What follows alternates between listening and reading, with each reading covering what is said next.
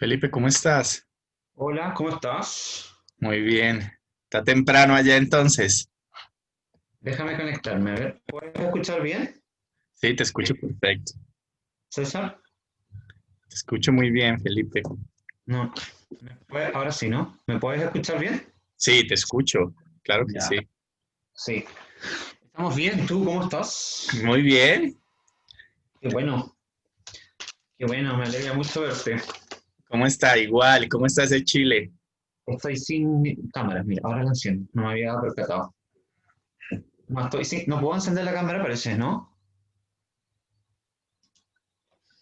Dime. No puedo encender la cámara. Claro que Algo la pasa. puedes encender. Ah, tú no la puedes encender. Ah, ok. Sí, yo estoy muy bien, estamos como, bueno, como todo el mundo, yendo y viniendo de esto. Sí, viene una, no, tú sabes, ¿no? O sea, Las bueno, olas, sí, que las olas, una sí es. época, sí, que se pasa y entonces todo se vuelve un poco mejor y después vuelve y volvemos a encerrarnos. Sí, Y lo vamos sé. así, vamos en esa dinámica. Nosotros ya aquí yo creo que vamos para ya estamos empezando la segunda. Y cada vez Sí, perdiéndole más miedo a esto, que uno no sabe si sea bueno o malo es. sí, un poco eso, ¿no? Como que está, como que la gente un poco ha perdido el miedo. Y eso, sí, es bueno por una parte, no tanto por otra. Oye, me preocupa porque estamos nosotros solos los dos aquí, ¿sabes? ¿Tus Y debería. compañeros, tienes noticias de ellos? ¿De quiénes? ¿De los otros de la mesa? Sí, Sí, Justino me confirmó, el otro no. Ah, aquí ya llegó Susan. estamos partiendo ahora a las 10. Yo estoy a tu disposición, lo que tú me digas, ¿no? Espérate que se conecte Susan, que eso nos va a ayudar aquí. Hola, Susan. ¿Cómo estás? Bien, ¿Cómo va ¿qué todo? tal? Muy bien, Susan. ¿Qué Hola, No, Susan. estamos? no te veía. Bien, bien, bien, bien. Ya aquí. ¿Estaban ya en el seminario o hasta ahora que yo lo... No, no, estamos hablando. Se me hace extraño, Ah, estamos solamente Felipe y yo y los otros dos panelistas. sí, estábamos Que Interesante. llegue. conversando. Lo que Ok. te preguntaba, César, es que el programa no me permite encender la cámara. ¿Cómo que? Ah, deja ver. ¿Hay alguna, algo hay, o sea, que impide que yo lo active, ¿no? Como que No. probablemente en la seguridad puede haber Susan, tú algún sabes, tipo porque de... él no puede encender la cámara. Él estaba, Felipe es panelista, estaba como espectador y yo lo ascendí a panelista, pero, pero Estoy raro que como... no pueda hacer. Sí, debe ser por eso. Es que tú eres el anfitrión. Intenta activarlo desde allí, desde el Yeah. panel de chat de participantes, perdón. You cannot stop your video because the host has stopped it. O sea, tú eres Yo el que lo he host. Ok, parado. sí, No. sí, Tú pues eso. tienes que... Ese es el mensaje que me mandaste, Mira, te voy ¿sí? a quitar el. Eres el host. A lo mejor si Y, vas como a mi nombre y donde dice more, puede que sí. No, sí, exactamente. no, mira, voy a tu nombre, pongo cambiar a rol a ser hospedador, coanfitrión, voy a mejor a ponerlo. Sí, exactamente. Ahí ya puedo. Ahí estamos. Muy bien. Eso, listo, está bien. Ahora me puede, es normal que me tenga que ver. Así que, bien, genial. ¿Los compañeros de mesa vienen, están integrándose? ¿Cuál es Ni, el ritmo? a mí me había conformado Justino. Ya, Esperemos que... excelente. ¿Será que hay que darles permiso? Aquí no me ha llegado nadie pidiendo solicitud de Sí, entrar, Susain. No, si ellos son panelistas, debió llegarles un enlace diferente al de los participantes. así es. Entonces deben Ahí, ingresar por ese enlace que llega al correo electrónico desde la plataforma Zoom, porque si ingresan ellos pueden entrar como participantes, pero tendríamos que ascenderlos y tendrían este mismo problema. Entonces es mejor que lo hagan directamente desde el enlace que envía Zoom al correo electrónico. Ya, pero a ellos, yo les escribí el correo, uno me contestó, que es el de Bolivia, Juan Justino, pero el otro no. Se me hace muy raro. O si quieres, entonces hagámoslo así, se los enviamos como participantes y los ascendemos acá para que ya estén. Pero es que yo no los tengo a ellos, o sea, me toca es... de hecho, está llegando el público, ¿eh? Ahí, aquí está Juan Justino, mira. Está en asistentes. ¿Lo ves? Si Sí, clicas a Ah, Juan asistentes Justino. y Sí, luego vamos a está, ponerle. y luego está listo. Andrea, que creo que es asistente simplemente. Andrea Salazar. Juan Justino.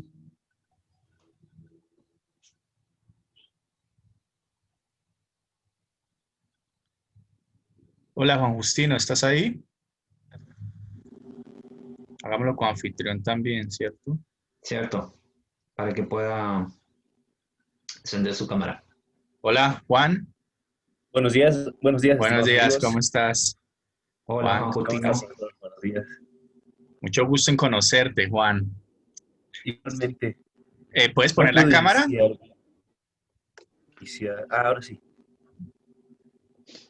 Y tú, bueno, Susan, me ahora sí. imagino, no sé si quieres. Hola, ¿cómo Hola, ¿cómo estás? está? Hola, Juan Justino. Un Señor gusto profesor, también ¿cómo está? conocerte. ¿Cómo está, doctor?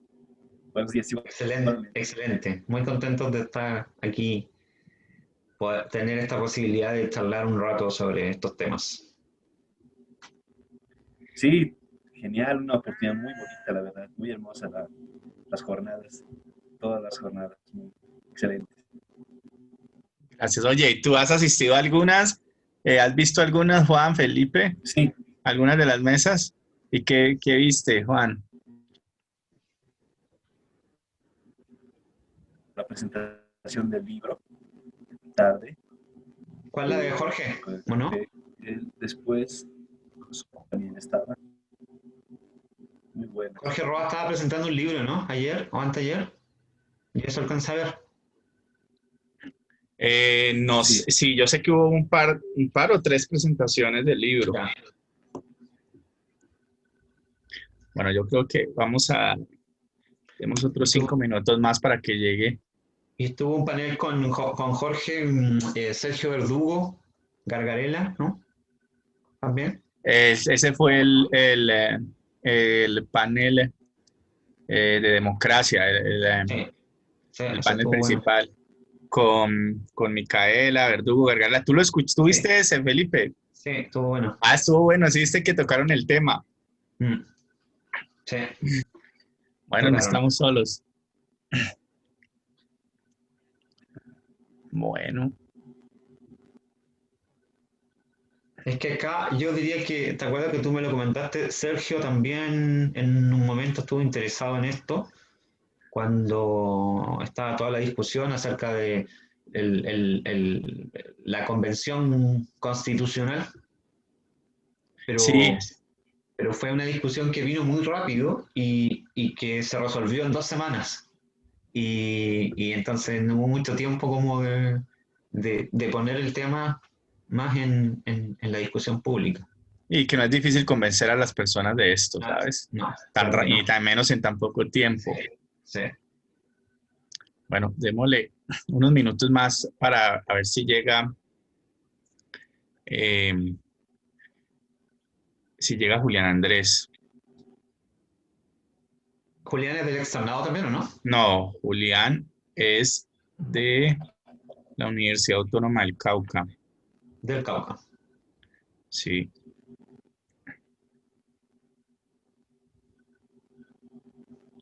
Si no, empezamos nosotros. Sí, ya tenemos público. O sea, lo que veo, supongo que ellos nos están viendo, ¿no? Aquí tengo a Andrea. Sí, seguro que sí. Un saludo para todos y todos. Denos unos 3 minutos más, por favor.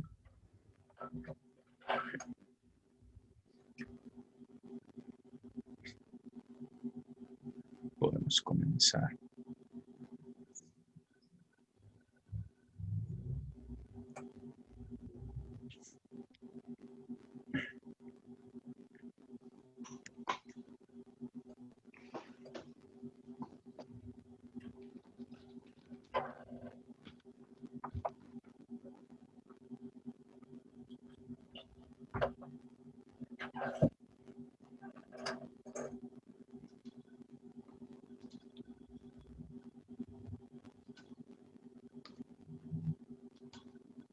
En un minuto comenzamos.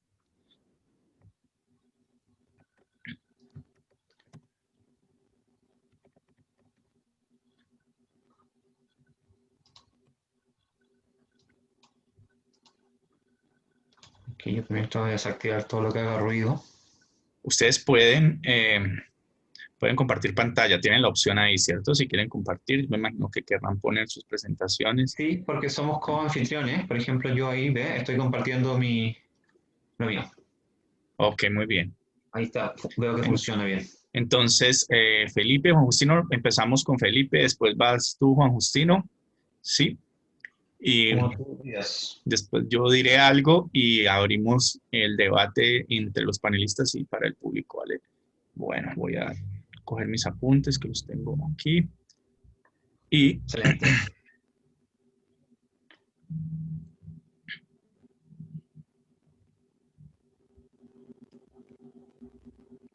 bueno, yo creo que podemos darle inicio, vamos dándole inicio a esto.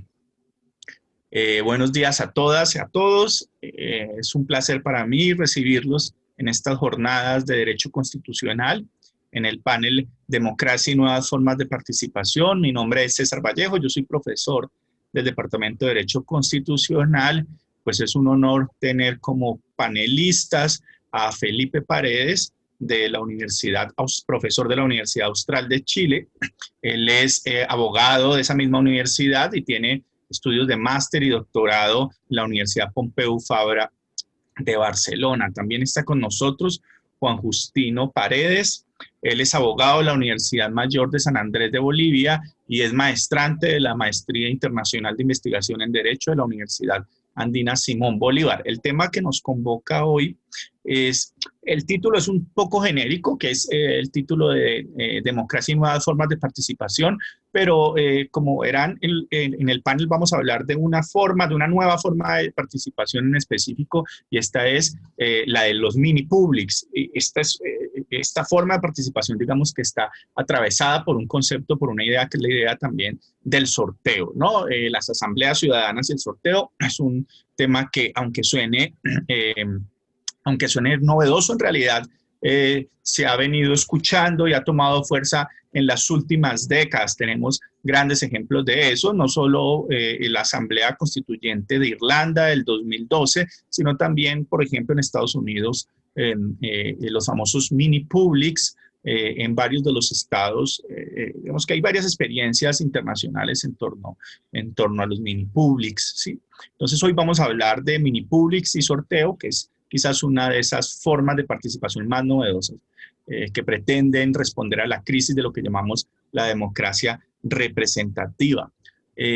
Sin más preámbulos, quiero darle la palabra al profesor Felipe Paredes. Él nos va a hacer un panorama general de su presentación se llama Democracia, Representación y Sorteo, un análisis conceptual. Como verán, él tocará todos los temas que hemos anunciado.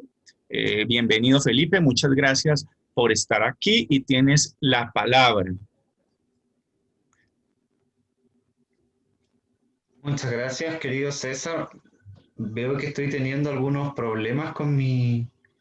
Así es que, por favor, tú dime si es que Yo te estoy ¿Me puedes escuchando escuchar bien. y ver? ¿Te estoy escuchando? ¿Y me puedes, Sí, me puedes ver también? te estamos viendo y Perfecto. escuchando. Si quieres compartir pantalla, puedes Perfecto. compartirla. Sí, gracias. Cualquier cosa tú me vas diciendo Sí, no ya. te Y yo, preocupes, si, vale. si hay algo que se pierde, pues se pierda, pues yo repito. Bien, antes no quisiera partir sin agradecer la posibilidad de estar aquí esta mañana con ustedes. Agradezco, obviamente, en primer lugar a la organización, a la Universidad del Externado, por la organización de estas estupendas jornadas de Derecho Constitucional, al anfitrión de la mesa, a mi querido amigo César Vallejo, con quien no solamente tenemos una relación de colaboración profesional o sea, hace ya un tiempo, sino tenemos también una relación de amistad. Y también es un gusto estar aquí con Juan Justino, esta mañana con Susana y con todo el público que nos está viendo.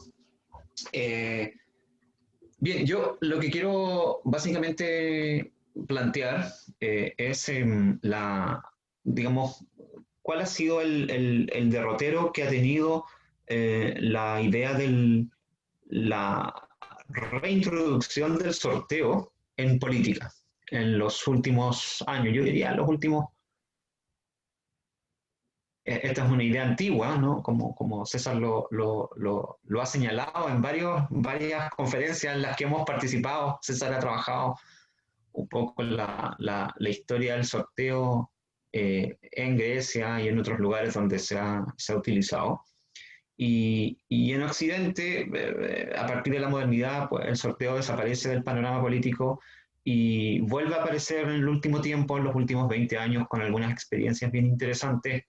Vuelve a aparecer en la literatura y vuelve a aparecer con experiencias, yo diría, cada vez más numerosas y bien interesantes. Yo he estado mirando el tema a propósito de que justamente es una de mis preocupaciones intelectuales por estos días y he podido más o menos testear la existencia de unas 190 iniciativas alrededor del mundo en los últimos 10 años, en distintos niveles, ¿no? Tanto a nivel del Estado en general como a nivel eh, de federaciones, provincias y también a nivel local. ¿No? De la más conocida es la experiencia irlandesa, porque ha tenido un anclaje, quizás es la que tiene un anclaje institucional más profundo. Yo voy a compartir mi pantalla para mostrarles un poco qué es lo que quiero, cuáles son los temas que plantear. Básicamente yo quiero responder 4 preguntas en torno a la idea del sorteo. ¿No? Bueno, es el título y entonces quiero plantear el tema básicamente a nivel conceptual. En primer lugar, no, la primera pregunta es ¿qué es el sorteo y para qué sirve? Desde este punto de vista, básicamente podríamos señalar que el sorteo es un mecanismo de adopción de decisiones que tiene como idea básica la exclusión de cualquier forma de intervención humana, ¿sí? Y por lo tanto deja entregada esa decisión al azar. Y entonces, desde este punto de vista, el sorteo puede ser utilizado para 2 tipos de decisiones. Por una parte, puede ser utilizado para decisiones sustantivas, es decir, para resolver materialmente una cuestión sometida a debate, eh, como también puede ser utilizado, perdón, para decisiones procedimentales, ¿no? Es decir, estas decisiones procedimentales pueden ser cuestiones relativas a, por ejemplo, el orden de los temas o la configuración de los órganos, ¿no? Y esta justamente es la dimensión del sorteo que nos interesa, o al menos que a mí me interesa poner en la discusión hoy aquí, ¿ya? La cuestión de las decisiones sustantivas tiene también una importancia, pero quisiera dejarla de lado porque creo yo que la dimensión del sorteo que tiene una mayor relación con la democracia o con la crisis de la democracia es esta segunda, ¿no? En la medida en que el sorteo puede plantearse como una alternativa a otros métodos de selección de autoridades. ¿Ya? La cuestión, yo diría la principal el principal frente de debate que ha surgido a propósito de la reintroducción del sorteo en política tiene que ver con su racionalidad, ¿no? Y entonces yo diría que en estas 2 décadas, gran parte del debate en la literatura se ha centrado en su racionalidad, ¿no? La pregunta, desde luego, ¿es racional el sorteo? ¿Nos parece una alternativa racional? Y yo diría que ha habido 2 grandes líneas, ¿no?, argumentativas, en virtud de las cuales se puede justificar la racionalidad del sorteo. La primera de ellas tiene que ver con que el sorteo parece tener ventajas que cualquier otro método, y aquí obviamente el método rival, que el método contra el cual el sorteo estaría compitiendo serían las elecciones. El sorteo tiene una vocación de conseguir una repartición igualitaria desde el punto de vista, o al menos si entendemos la igualdad como asimilación o como universalidad, ¿no? En la medida entonces en que todos los participantes de una discusión tienen las mismas posibilidades de participar en ella, el sorteo tiene una virtud en ese sentido, de que equipara las posibilidades de que esos participantes puedan formar parte de los canales decisionales dentro de la estructura del Estado, principalmente en los órganos que adoptan decisiones de carácter político. Cuestión que obviamente también ha estado en entredicho a propósito de las elecciones, ¿no? Evidentemente, si bien el propósito fundacional de la democracia representativa tiene que ver con la igualdad política, ¿no?, y toda la historia del derecho de sufragio lo muestra en ese sentido, es evidente de que en la actualidad existen cuestionamientos en torno a que las elecciones no son un método, al menos no son tan igualitarias como dicen ser, por varias razones, principalmente tiene que ver por la propia estructura de los procesos electorales que están mediados por los partidos políticos y por la capacidad de influencia que tengan los participantes de esa conversación. Y en segundo lugar, el sorteo tiene una virtud que no solamente puede ser pensada para enfrentarse a los procesos electorales, sino yo en el último tiempo también estaba mirando experiencias de sorteo más allá de los órganos políticos y la justificación aquí compartida.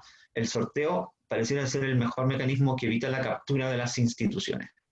Esto parece bien evidente en la configuración de asamblea tentativa, pero fíjense que no ha sido utilizado únicamente en esta materia. Yo hace unos días atrás participaba también en un seminario y el tema era la elaboración o la conformación de los órganos jurisdiccionales, por ejemplo, a propósito de cómo pensar un tribunal constitucional o un órgano que realice control de constitucionalidad que sea más difícil de capturar por las mayorías contingentes, circunstanciales. Y alguien proponía, bueno, ¿y por qué no sorteamos o sea, ¿por qué, por ejemplo, no más o menos numerosos y sorteamos a esos jueces cada vez que queramos resolver un asunto? Y bueno, justamente así es como funciona, por ejemplo, el Tribunal Europeo de Derechos Humanos. Y entonces se sortean 7 cada vez que se va a conocer un asunto. Y allí uno puede ver también, ¿no?, cómo el sorteo responde a esta lógica de que evita la captura de las instituciones. Y entonces la pregunta es, ¿puede ayudar el sorteo a superar la crisis de la democracia representativa teniendo en cuenta todos estos elementos que hemos puesto sobre la mesa? Y yo la propuesta que quiero hacer aquí es, digamos, hacer una anatomía de cómo funcionan las democracias contemporáneas y pensar esa anatomía en 3 pilares. El primero sería la representación, el segundo sería la deliberación y el tercero la accountability. Y entonces yo creo que cada uno de estos tres pilares funcionan de forma distinta y uno debería discutir también en claves diferentes cómo el sorteo puede puede ayudar o quizás no ayudar en cada una de estas tres dimensiones.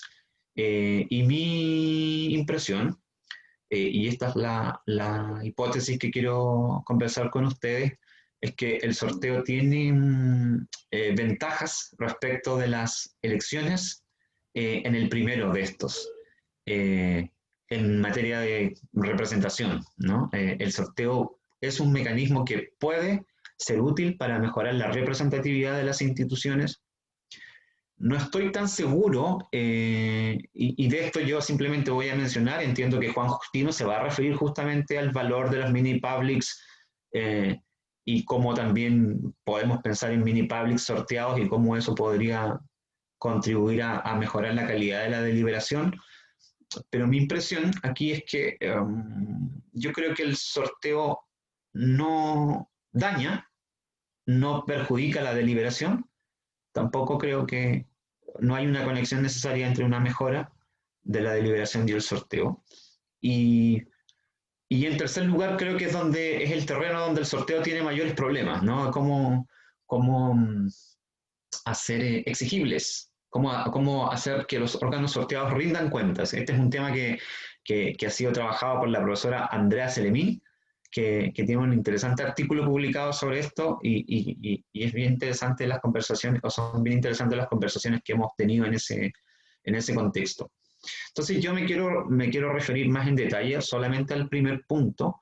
Los otros dos las podemos dejar entregados a la conversación, porque para entender cómo el sorteo puede mejorar la representación, yo les propongo este esquema, ¿no? Este es un esquema planteado por una autora que se llama Hannah Pitkin, que es una de las autoras clásicas que ha escrito sobre teoría de la representación, y el esquema que propone para entender la representación, ella dice, miren, ¿no? en política solemos entender el concepto de representación desde 4 dimensiones, ¿no? Estas 4 dimensiones, digamos, son las que nos permitirían configurar el concepto de representación en términos integrales, y entonces una representación democrática debe serlo en estos 4 niveles, ¿no? En el nivel formal, el que tiene que ver con cuáles son las reglas constitutivas que determinan la configuración de los órganos. En el nivel descriptivo, la representación descriptiva aquí significa que el representante pertenezca a la misma clase de los representados, ¿no? Yo en el trabajo que va a formar parte de la publicación lo ejemplifico con el zoo, ¿no? Como cuando uno va uno va a un zoo. Bueno, no me gustan mucho los zoos, pero creo que el ejemplo es ilustrativo. Podemos tener mecanismos de representación formal, pero no son suficientes. Por ejemplo, si vamos a ver jirafas, no nos basta con que aparezca un león con un cartel diciendo yo soy una jirafa, porque el director del zoo me entregó un certificado de que soy una jirafa, sino que necesitamos ver jirafas, porque la única manera de representar descriptivamente la clase de las jirafas es poniendo una jirafa allí, ¿no? Entonces esa es la identidad o la identificación del representante con el representado. La representación simbólica tiene que ver con convenciones semióticas que tienen la capacidad de hacer presente a determinados colectivos. Acá viene toda la discusión sobre cuotas, sobre acciones positivas, que lo que buscan es, digamos, mostrar ciertas categorías de sujetos que han sido subrepresentados. Y finalmente está la idea de representación fiduciaria, ¿no? Que es lo que en inglés se diría acting for, ¿no? Como la representación que tiene por objeto la gestión de los intereses que no son los intereses propios, sino los intereses de quienes son los electores, ¿no? Los que ponen a esa persona allí. Y entonces, si tuviésemos que hacer si tuviésemos esta estructura, yo allí lo destaco, o sea, lo pongo en un color distinto. Básicamente el sorteo, digamos, donde apunta, donde podemos destacar sus virtudes, es justamente en la dimensión descriptiva de la representación. Creo que en el aspecto formal el sorteo no dista mucho de las elecciones. Sí, efectivamente el sorteo permite, y esto porque es una cuestión, digamos, conocida por todos, que y es una cuestión que ustedes han visto en Colombia, hemos visto en Bolivia y hemos visto en Chile y en muchos países, ¿no? De que pareciera haber una crítica estructural a que los políticos profesionales no representan a los ciudadanos, pertenecen a una clase distinta, tienen intereses distintos y por lo tanto hay una gran desconexión, llamémoslo así, ¿no? Utilicemos esa expresión, una gran desconexión, y el sorteo puede, en ese sentido, permitir que las personas que ocupan los cargos que tienen la capacidad de adoptar decisiones políticas, pues puedan, al menos puedan justificar una conexión mucho más clara, mucho más evidente con las personas que les eligen, ¿no? La última dimensión tiene que ver justamente con la cuestión de la rendición de cuentas. Yo, solo para terminar, voy a abordar brevemente estas dos cuestiones. No, ya les decía, ¿no? Yo entiendo que Juan Justino va a tocar el tema de la deliberación a través de mini publics. Yo no estoy tan seguro de que el sorteo ni mejore ni empeore la deliberación. Yo sé que hay gente que lo ha planteado y estoy pensando derechamente en la gente de la Universidad de Stanford, todas las investigaciones que ha hecho el equipo de Stanford dirigido por James Fishkin. James Fishkin desde una experiencia en los años 90 llamado Deliberation Day, lo que él hace es crear estas especies de mini publics con personas sorteadas y primero las implementó en Estados Unidos y luego las ha extendido por el mundo. O sea, hoy en día la Universidad de Stanford viaja por el mundo haciendo asesorías para implementar estas encuestas deliberativas con personas sorteadas que tienen por objeto crear mini publics. No estoy tan seguro de que el sorteo, digamos, tenga algo que ver con la mejora de la deliberación, pero lo podemos conversar, digamos, más adelante también teniendo en cuenta las consideraciones que va a introducir Juan Justino. Y finalmente, donde sí, yo diría que el sorteo pierde frente a las elecciones es en materia de rendición de cuentas, ¿no? Yo creo que es difícil pensar en cómo exigir una rendición de cuentas a, los, a las autoridades que pueden ser seleccionadas por sorteo, y entonces lo que me lleva a pensar de que el sorteo es un mecanismo que podemos pensar como un correctivo para mejorar la representatividad, pero evidentemente no podemos considerar a esta idea como la única solución, sino que debemos pensarla como un elemento que integre un conjunto de medidas más general que tengan por objeto plantear mejoras que nos sirvan para superar la crisis de la democracia representativa. Yo me quedo hasta aquí, César. Agradezco la posibilidad de estar conversando con ustedes aquí y quedo evidentemente después abierto para las preguntas y para la conversación posterior. Muchas gracias. Muchas gracias, Felipe. Muy interesante. No quiero hacer las preguntas ahora. Esperaré a la exposición de Juan Justino y algunas conclusiones para empezar el debate entre los panelistas y nuestro público que, les reitero, tienen abierta la posibilidad de hacer preguntas a través de la herramienta de preguntas allí en la aplicación de Zoom. Bueno, ahora seguimos con Juan Justino Paredes, que nos va a hablar de democracia constitucional y deliberación inclusiva, mini publics en proceso de iniciativa y reforma legislativa. Bienvenido, Juan Justino, y estamos atentos a escucharte. Muy buenos días. Muchas gracias, estimado profesor César Vallejo.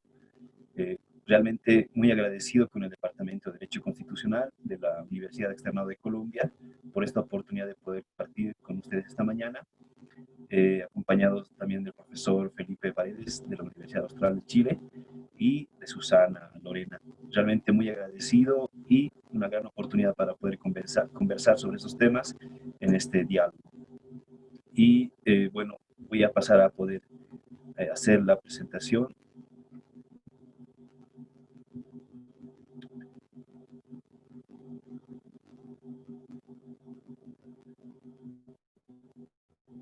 favor, estimado profesor César Vallejo, me dice situación, quizás se fuerte.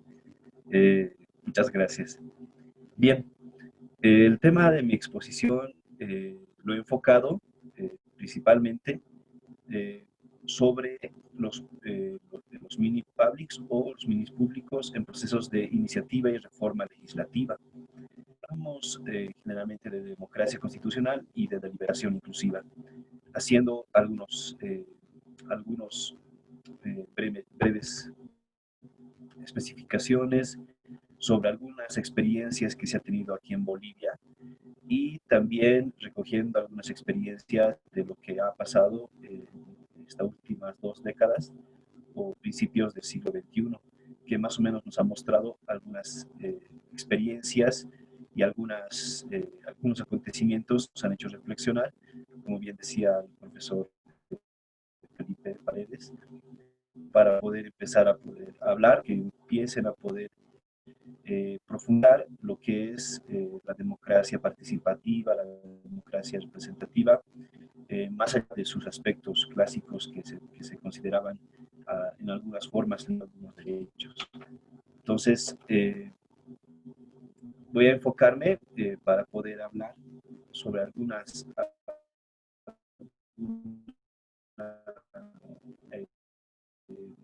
características de autores en estas últimas décadas. Esta erosión democrática que ha caracterizado a algunos países y algunas regiones que específicamente hablando en la región latinoamericana, se ha empezado a hablar de un quiebre del orden constitucional en democracia, ¿no? Como este quiebre del orden constitucional se ha empezado a dar en situaciones o en países democráticos con alta aceptación de las mayorías, ha empezado a haber una erosión democrática, pero al interior del sistema democrático de los estados. Esta ruptura ha sido repentina. Cuando se habla del quiebre del orden constitucional, se habla de una ruptura repentina, que no es una ruptura de la que de los 70, 80.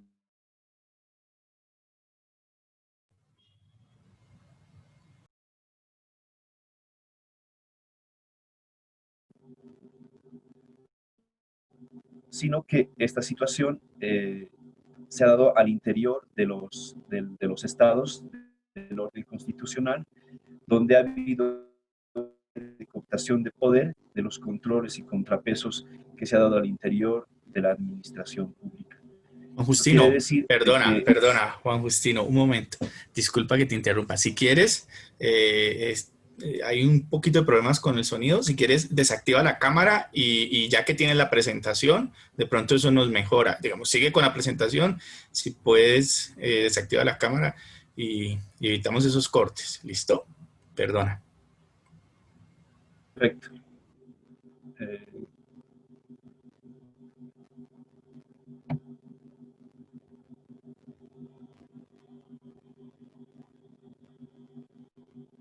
Perfecto. Ahora sí. Describía de que hay hay una cierta ruptura del orden constitucional al interior de los estados, ¿no? Donde por una cooptación del poder del nivel central del estado ha hecho de que esta pueda derivar en una quiebre de los controles y de los contrapesos, por lo cual ha derivado en una crisis democrática. También se habla de una apatía política por la falta de participación política donde la ciudadanía ha empezado a no participar justamente por las desventajas y por los desánimos que ha causado esta crisis democrática. Por lo tanto, en la élite política, o al menos de los grupos ha habido una comprensión minimalista de la democracia, es decir, una comprensión limitativa donde no se ha abierto a otros espacios de la democracia. Por lo tanto, esta democracia participativa y representativa se ha anclado en sus clásicos límites o al menos en sus clásicas definiciones. Entonces, estas características habrían derivado en un quiebre del orden constitucional, al menos por dos fenómenos que se han identificado, que es por el tema de la cooptación de poder y por mayorías. Estas mayorías que podrían ser peligrosas al momento de que se pueda decidir una decisión por la mayoría del pueblo y que ésta pueda derivar en una vulneración de derechos de las vías, o se puede empezar a alterar el orden constitucional cuando se cambian las leyes, se cambia la constitución a voluntad del poder político, ¿no? Entonces, estas características son las que me preocupan para poder empezar a reflexionar sobre algunas otras formas de iniciativas políticas para poder empezar a solucionar los conflictos de conmutación de poder y del problema de las mayorías. Entonces, lo que quiero poder profundizar y empezar a reflexionar, únicamente tres temas que me han llamado la atención, principalmente de fortalecer el sistema democrático. Si se ha vivido una crisis, o al menos de la democracia participativa y representativa, lo que me interesaría es poder fortalecer el sistema democrático, que sería una preocupación de las actuales democracias, el cómo fortalecer en base a estas características de la erosión democrática. Al mismo tiempo, cómo buscar mejoras en la democracia deliberativa, es decir, cómo profundizar estos aspectos de deliberación al interior de las democracias, donde no puedan vulnerarse aspectos que se tenían al menos como establecidos en la Constitución o en las leyes, sino que éstas puedan ser respetados desde la misma Constitución y las leyes. Por otra parte, lo que interesaría es mejorar aspectos inclusivos de la democracia deliberativa, donde a una participación mayoritaria o a una participación plural de visiones, de opiniones, cuando se empieza a decidir sobre determinados aspectos. Esto quiere decir de que el poder político, al momento de poder decidir sobre una decisión que pueda estar basado en una ley, esta pueda ser deliberado por la participación de la ciudadanía y tener un amplio debate público donde puedan participar la mayoría de los ciudadanos. Y por otra parte, elevar la democracia participativa a su etapa superior, es decir, hacerlo más abierto, más deliberativo y más inclusivo, que serían las preocupaciones. Pero según la investigación que se está realizando y según este diálogo que vamos a aperturar, me interesaría profundizar en la participación de ciudadanos jóvenes, cómo hacemos de que la mayoría de los ciudadanos, o al menos ciudadanos que no están dentro del poder político, puedan llegar a participar en espacios de decisión política. Y por otra parte, cómo abrir cómo hacer que estos procesos abiertos sean muchos más inclusivos para la ciudadanía, hacer que las personas puedan participar de manera directa en las decisiones del poder político. Bien, me voy a basar en algunas categorías de análisis que nos habla el profesor Gargarella para poder empezar a poder profundizar sobre este tema. Entonces, para la cual me pregunto, ¿dónde empieza el problema, ¿no? Según el enfoque de la investigación, el problema empezaría en dos situaciones. En primera, en la disonancia constitucional, que en palabras del profesor Gargarella, sería el momento en el cual la ciudadanía tiene fuertes reclamos democráticos que la estructura institucional no ayuda a satisfacer, sino las obstaculiza, donde la ciudadanía, al sentirse realmente no representado, como decía el profesor Felipe, donde la ciudadanía no identifica con sus representantes una crisis, empieza a haber un descontento porque la ciudadanía no empieza a satisfacer sus necesidades, o al menos no empieza a satisfacer intereses por sus representantes o a través de sus representantes. Por lo tanto, la estructura institucional de los estados no ayudaría a que al representante, o al menos pueda ser cumplida. Por lo tanto, tendríamos esta dificultad. Por otra parte, los momentos cruciales, aquellos momentos donde habría cierta turbulencia y agitación popular en la ciudadanía, donde los recursos sean canalizados institucionalmente de modo consistente. Ahora, aquí voy a hacer una cierta diferencia de los mini-publics públicos cuando se empieza a hablar de las reformas de la Constitución y las reformas de las leyes.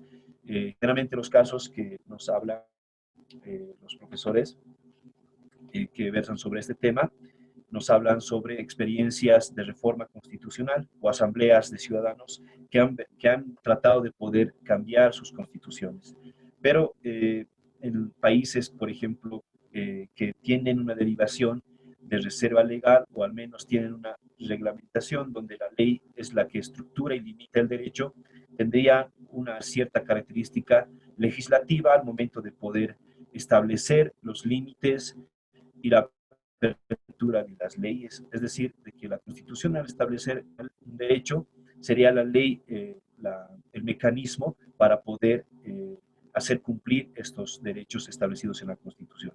Por lo tanto, lo que me interesaría es poder dialogar sobre los mini-publics de iniciativa legislativa, es decir, cuando la ley empieza a poderse crear, ya no en este sentido por el poder legislativo, las legislativas, que podrían ser asambleas legislativas, nacionales o descentralizadas, sino que estas podrían ser ya creadas por los ciudadanos y aprobados por la instancia competente, pero ya iniciadas por los ciudadanos o al menos rediseñadas o diseñadas por los ciudadanos, en base a sus necesidades y en base a sus beneficios. Bien, para la cual estos procesos de iniciativas políticas resolverían los problemas de representación política en los procesos de elaboración legislativa, ya que estos requieren de que las iniciativas ya no vengan simplemente o únicamente de las instancias legislativas o del poder político, sino que estas iniciativas legislativas vengan de iniciativas de los ciudadanos. Por lo tanto, hace de que esta deliberación pueda ser más inclusiva y más plural.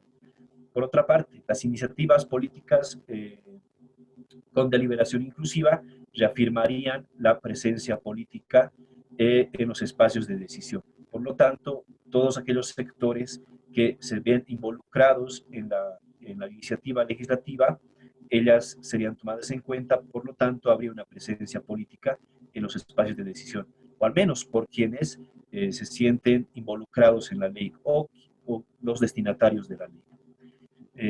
Estas iniciativas políticas buscarían la inclusión de ciudadanos de los diferentes sectores de la sociedad en base a debates públicos, o al menos sería un mecanismo los debates públicos para que esta deliberación o esta iniciativa legislativa pueda empezar a poder recoger los aportes de los ciudadanos para poder hacer una ley o conformar una ley.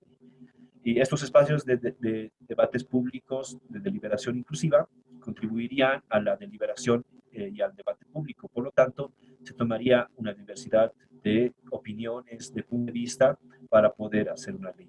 Porque generalmente lo que pasa es que al ver una representación política en crisis, donde los representantes no llevan las necesidades o la voz de los ciudadanos a la Asamblea Legislativa o al poder Legislativo, por lo tanto no estarían llevando las necesidades de la ciudadanía. Por lo que se quiere es de que estos representantes puedan tener en sus manos las necesidades actuales de la ciudadanía. Por lo tanto, esto sería siempre y cuando puedan abrirse estos espacios de deliberación inclusiva, al momento de poder formular una ley o al momento de poder reformular una ley. Entonces, cuando hablamos de mini-publics o asambleas de ciudadanos, se hablaría de iniciativas políticas que respondan al fortalecimiento del sistema democrático a través de una participación más inclusiva, más directa en los diferentes escenarios. Entonces, por ejemplo, pongo un ejemplo, ¿no? En Bolivia se ha trabajado una ley sobre la ley del cáncer. Entonces, ¿quiénes han sido involucrados en esta ley? Han sido involucrados directamente los destinatarios de la ley, en este caso los pacientes con cáncer. Y por otra parte estaban el sector público de salud, quienes se dedicaban a poder fortalecer los aspectos débiles del sistema de salud que trataba las enfermedades de cáncer. Y por otra parte el Estado, que sería el garante de poder verificar de que estas peticiones en este caso del sector de los enfermos con cáncer, pueda tener al menos una garantía constitucional desde la Constitución y sus necesidades puedan ser satisfechas por el Estado, ¿no? Entonces, esto ha dado lugar de un involucramiento donde los ciudadanos puedan involucrar al menos los sectores beneficiados de la ley o al menos los sectores destinatarios de la ley, ¿no? Otra experiencia que se ha dado es, por ejemplo, la ley de la juventud, donde los jóvenes se han organizado para poder hacer esta iniciativa legislativa de la ley. Y una vez que se ha aprobado por las asambleas de ciudadanos juveniles, estas han dado lugar a que todas las personas involucradas en esta ley puedan al menos dar su aporte en la formulación de la ley, ¿no? Entonces, esos serían experiencias que de alguna otra forma necesitaríamos profundizar y poder empezar a reflexionar sobre estos aspectos, sus fortalezas y debilidades. Pero sin lugar a dudas, esto daría paso a que se lograría una inclusión de una diversidad de puntos de vista, ya que en la ley, al poder colocar las palabras de los beneficiarios o de los involucrados en la ley, se llegaría a poder tener al menos una pretensión de que esta ley pueda ser más efectiva, pueda cumplirse por los beneficiarios o por los destinatarios de la ley. Estas iniciativas políticas de una manera favorecerían a la deliberación, porque no simplemente estaría hablándose de la formulación de la ley por el poder político, en este caso por la Asamblea Legislativa, sino que estas ya vendrían de iniciativa por los ciudadanos. Esto daría lugar a espacios públicos de deliberación. Sin embargo, estas estarían precedidas por debates públicos abiertos a toda la sociedad, donde la sociedad, al ser involucrada en esos procesos de deliberación, también daría su opinión, ¿no? Su punto de vista sobre los alcances de la ley, sobre las limitaciones de la ley. Porque esta ley debe regular razonablemente la limitación de un derecho establecido en la Constitución. Y por otra parte, esos debates se nutrirían de la participación ciudadana. Bien, entonces, ¿qué es lo que se podría hacer en esos procesos de iniciativa y reforma legislativa? Al regular los derechos a través de la ley, existiría, ¿no?, básicamente una intervención del Poder Legislativo. Por lo tanto, al existir una intervención del Poder Legislativo, habría una crisis de la representación política, porque éstas no llegarían realmente a poder llevar las voces de los ciudadanos de a pie a la Asamblea o al poder político. Esta regulación sería de alguna otra forma, si es que llegaría a poderse cumplir como se está haciendo, por ejemplo, llegaría a ser una regulación incompleta o insuficiente, por lo que la intervención de los ciudadanos daría lugar a que puedan velarse los intereses y el bienestar de los sectores involucrados en la ley. Las iniciativas legislativas con la intervención de ciudadanos haría que la ley beneficie directamente a los destinatarios, donde, como mencionaba, sería posible, al menos la pretensión de su aplicación, porque lo que ha pasado, ¿no?, de que hay leyes que se han aprobado, muchas leyes, pero en su cumplimiento han tenido un déficit, al menos en su aplicación efectiva. Y por otra parte, las reformas legislativas requieren de la intervención de los sectores involucrados, por lo que estos darían su opinión, pero que cuando no sería, darían lugar a la anulación o al rechazo de la ley. ¿Qué es lo que hace 2 años ha pasado, por ejemplo, en Bolivia? Que es cuando se ha propuesto una ley de reforma de la ley penal, del Código Penal, donde aquellos sectores involucrados que se han venido perjudicados en este sector médico, porque se empezaba a poder criminalizar algunos aspectos que ellos consideraban que no les favorecía su profesión de médicos. Por lo tanto, ha habido un rechazo del sector público de salud y por lo tanto esta ley ha sido rechazada en su aprobación y no se ha aprobado, ¿no? Bien, para la cual, ¿cuáles serían estos desafíos en este escenario de poder entablar unos mini publics o una asamblea de ciudadanos en las iniciativas legislativas o en procesos de reforma legislativa?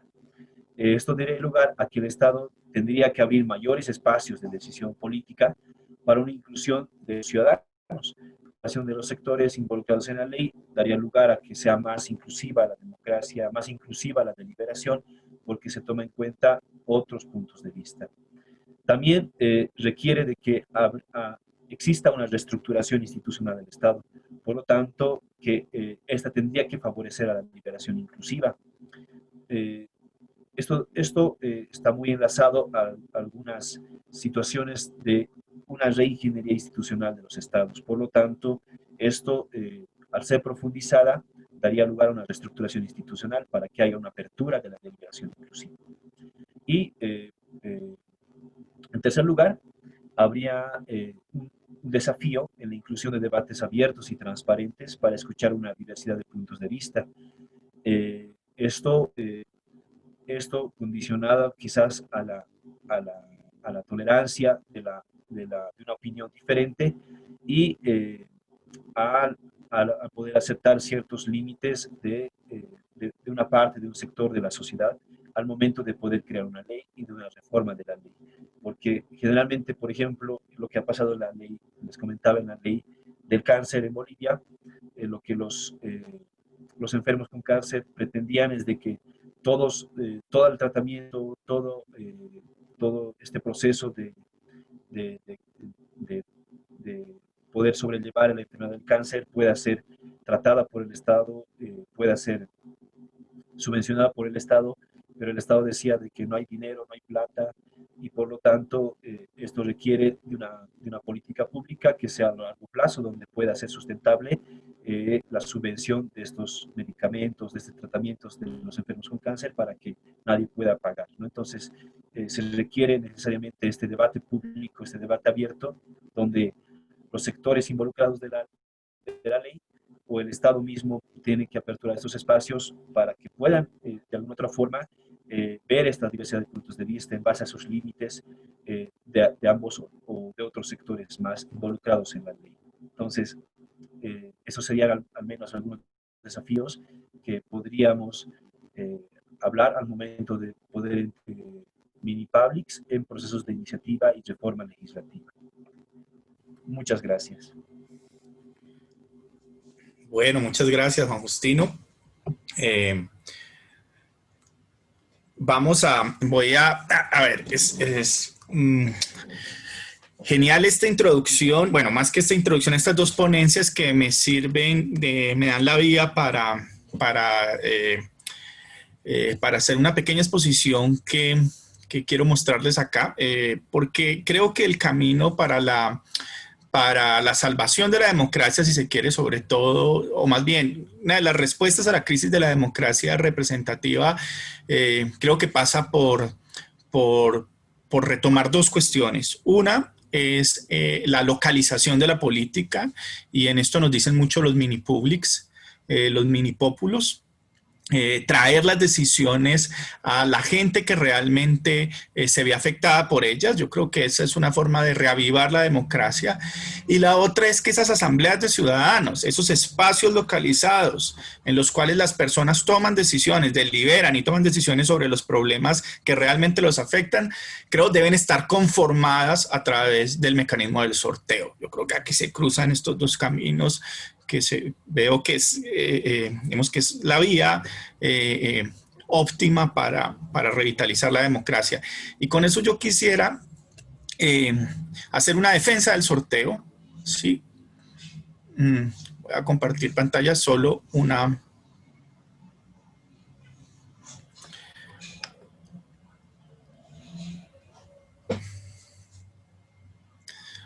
Esperemos...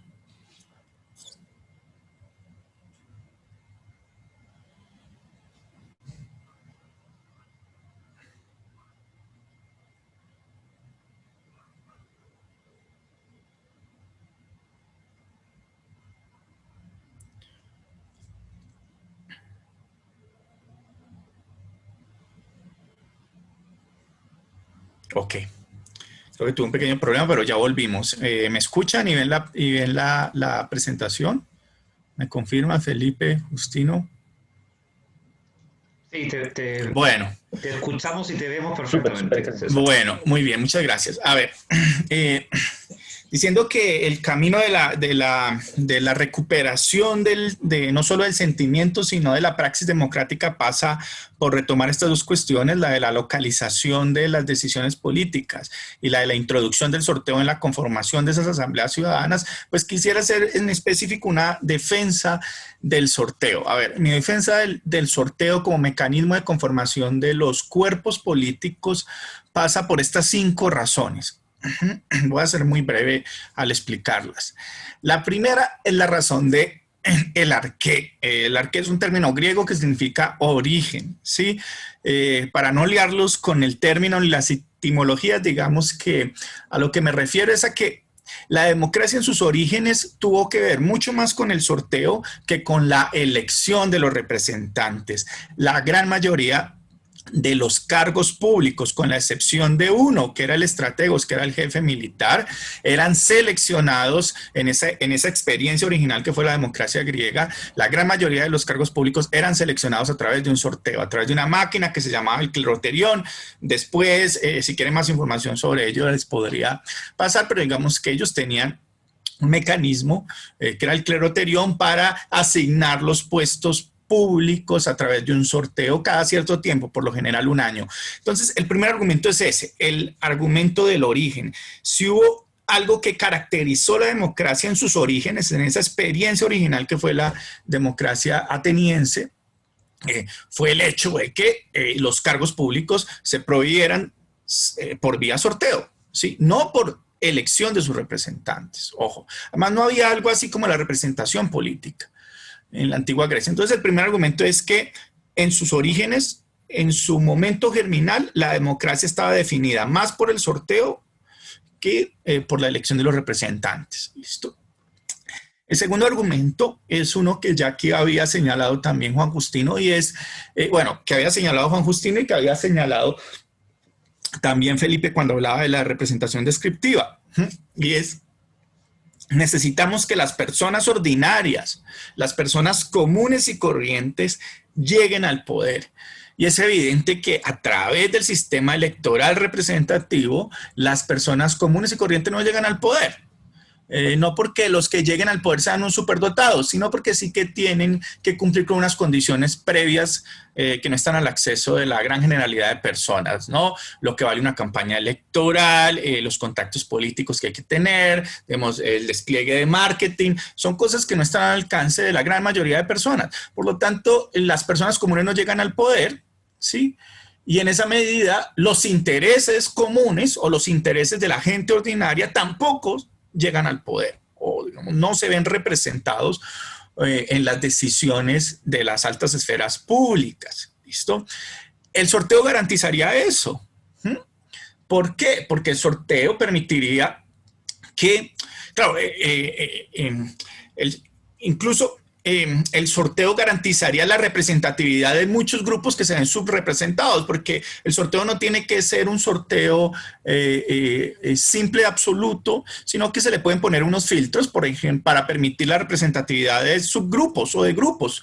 Por ejemplo, podrían ponerle filtros para que haya una representatividad proporcional de mujeres, de minorías étnicas, de grupos etarios, ¿sí? Sería posible conformar un cuerpo legislativo o una asamblea de ciudadanos teniendo en cuenta esas condiciones especiales de cada uno de esos grupos y al mismo tiempo utilizando un sorteo. Entonces, el sorteo nos permitiría llevar personas comunes y corrientes al poder. Y esto es muy importante, ¿por qué?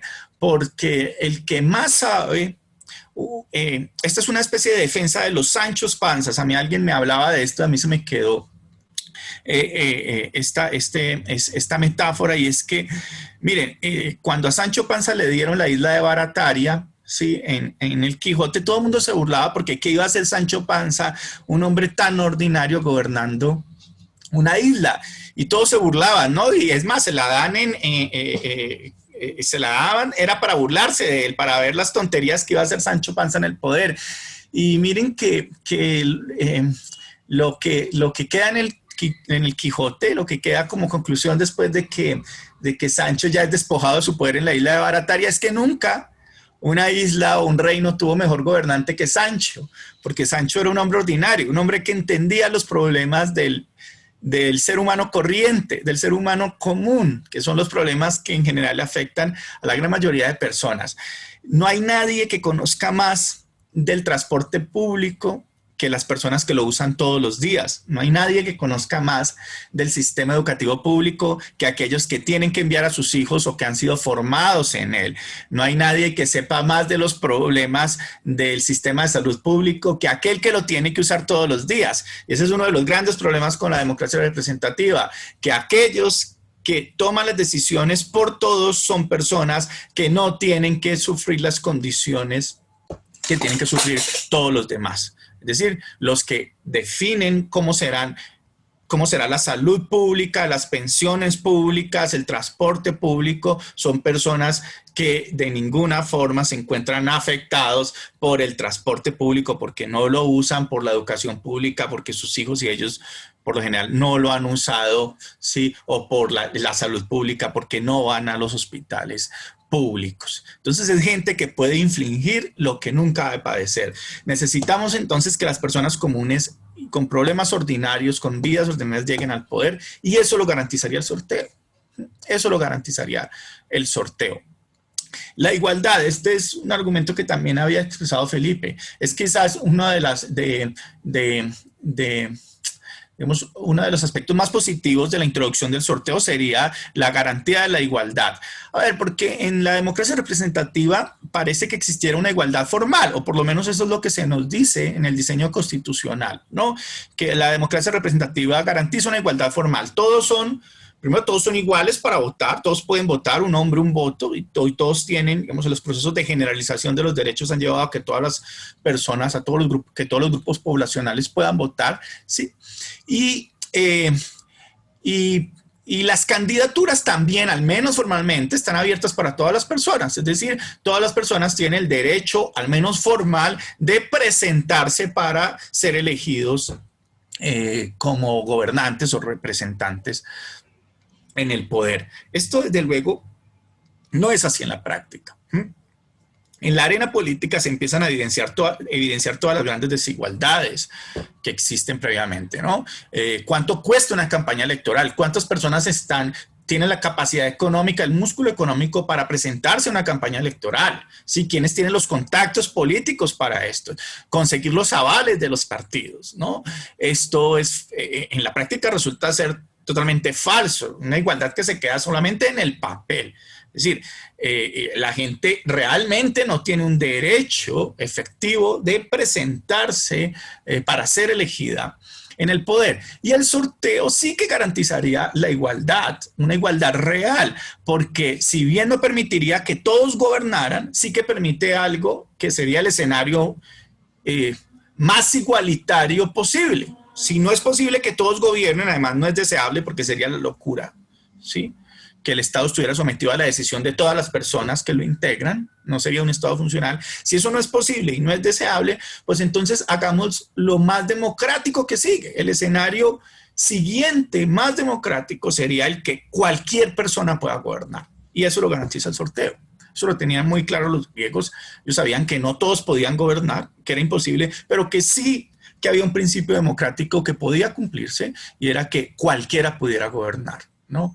Y eso efectivamente lo garantiza el sorteo, ¿sí? Y hay proyecciones estadísticas que demuestran que a través del sorteo, una persona que tenga una vida política de 40, 50 años, es decir, hablemos de los 20 a los 60 años, incluso más, desde luego, digamos, hablemos de los 20 a los 70 años, pues entre más extendemos esto, tendrá más posibilidades de participar en el poder. De los 20 a los 50 se dice que al menos entre una o dos veces habrá sido seleccionado por sorteo para participar en el poder, ¿sí? Es una probabilidad estadística, ¿listo? Entonces, de esa manera, con el sorteo se garantizaría una igualdad real en tanto acceso a los puestos de poder, ¿sí? A los puestos de decisión. Ahí sí que se garantizaría la igualdad real. El cuarto argumento sería el argumento de la transparencia. Primero hay que aceptar que el sorteo puede ser susceptible de ser corrompido. De luego, puede corromperse un sorteo, una lotería, pues puede corromperse. Eso puede pasar, no digamos que no seamos ilusos, ¿listo? Pero en todo caso, ¿sí? Es mucho más difícil corromper un evento singular y público como el sorteo, ¿vale? Como una lotería, que es un solo momento y está abierto a los ojos o está expuesto a los ojos de todos los ciudadanos, ¿sí? Es mucho más difícil corromper eso que corromper el proceso electoral tradicional. Un proceso electoral que está segmentado en un montón de momentos que están exentos de la mirada pública, desde la misma, el proceso del registro de firmas, el montaje y el funcionamiento de las mesas, el conteo, los escrutinios, los procesos de entrega de las credenciales. Es decir, hay un montón de momentos en los que está fragmentado el tradicional sistema electoral que hace todavía más posible, más probable, ¿sí? La corrupción del mismo. Entonces, desde luego que el sorteo puede corromperse, pero es mucho más fácil corromper una elección tan compleja y dilatada y escondida del escrutinio público, ¿sí? Que lo que podría resultar un sorteo que se realizaría, entenderíamos, en un solo momento y ante los ojos de todo el mundo, ¿vale? Y por último, ¿sí? El argumento que yo también quiero poner en defensa, esgrimir en defensa del sorteo, es que, a ver, y también lo había tocado Felipe, ¿sí? El problema de la racionalidad, ¿vale? A ver, ya hay varios estudios, Brian Kaplan, por ejemplo, bueno, no solo Brian Kaplan, hay varias personas que han demostrado la irracionalidad de la elección, ¿sí? La irracionalidad de la elección. Incluso Elster, que se ha dedicado a esto, y que incluso ha ido cambiando de posición al punto de estar convencido hoy por hoy de que el proceso de elección de representantes es un proceso irracional, ¿sí? Por indeterminado. Entonces, ojo, la elección de los representantes o la elección de los gobernantes es irracional, ¿sí? Es irracional por muchas razones, no solo por el proceso intrasubjetivo del votante, sino también los resultados, como lo demuestra la paradoja de Arrow, como lo demuestra la paradoja de Condorcet, pueden resultar siendo irracionales en términos democráticos.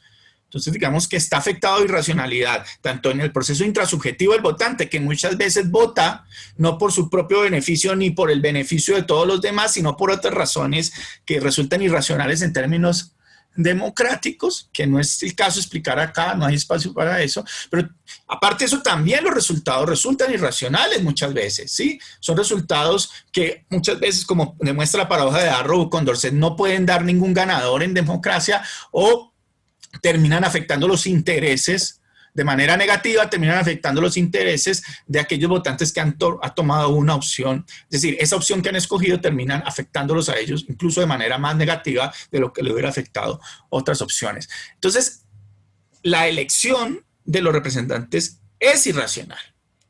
El sorteo también es irracional, vamos a aceptarlo, ¿listo? Es irracional pues porque el azar carece de esa racionalidad en la medida en que carece de predeterminación, de determinación, ¿listo? Pero en todo caso, el sorteo o el azar, cuando se incluye como elemento democrático o como elemento de la estructuración de la democracia, como elemento estructural de la democracia, tiene efectos en el ámbito democrático mucho más racionales de los que tiene la tradicional elección electoral, ¿sí? Por votos, ¿vale? Esencialmente uno, y es que, como les decía, garantiza la igualdad, ¿sí? Garantiza una igualdad real, garantiza que aquellas personas que son seleccionadas a través del sorteo lleguen que la selección, lo que garantiza la selección por sorteo es que lleguen al poder las personas ordinarias, las personas comunes, que se vean representados los intereses mayoritarios, los intereses de las personas comunes, ordinarias. Y eso ya como resultado, en términos democráticos, es mucho más racional que los resultados de la tradicional elección por voto, de la democracia electoral, de la democracia representativa. Y bueno, eso sería en general mi gran defensa. Bueno, mi gran defensa no, mi defensa, ya ustedes calificarán si les parece buena o mala, pero esa sería en general mi defensa del sorteo como mecanismo de conformación del poder en democracia. Ahora, quiero lanzar esta primera pregunta y después vamos a escuchar vamos a leer las preguntas del público. A ver, Felipe y Juan Justino, yo quiero hablar de la deliberación y el sorteo de los mini publics, el sorteo de las asambleas ciudadanas. Yo creería, yo no quiero lanzar mi opinión, quiero escuchar los primeros tres, no quiero ser irrespetuoso. ¿Listo? ¿Qué piensan de la deliberación? ¿Por qué Felipe duda de que el proceso deliberativo, ¿sí? En una asamblea de ciudadanos conformada por sorteo no tenga o no sea de mayor calidad que la tradicional deliberación que puede ocurrir en un congreso elegido de forma electoral? ¿Y qué piensa Juan Justino de eso de manera específica? ¿Crees que conformar una asamblea de ciudadanos por medio del sorteo mejoraría la calidad de la deliberación o no? Eso es lo que quiero saber. A ver, Felipe, ¿por qué dudas de eso?